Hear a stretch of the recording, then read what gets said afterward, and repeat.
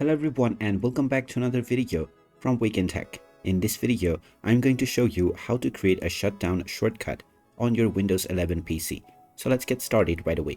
Now, in order to create a shortcut to shut down your PC by just opening one application, just right-click on any blank space within your desktop and then hover over to New and then click on Shortcut. This will now take you into the Create Shortcut menu. Now, within the location of the item section, just type in shutdown space /s space /t space 0 and then click on the next button.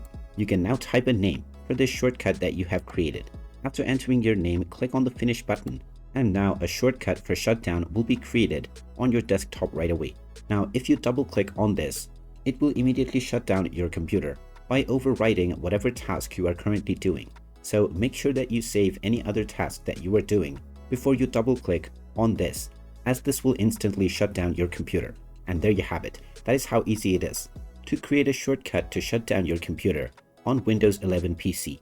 If you find this video helpful, make sure you hit that like button and subscribe to our channel if you haven't done so already. Also ring that notification bell to never miss another update from us. Thank you for watching, and I will see you again in the next video.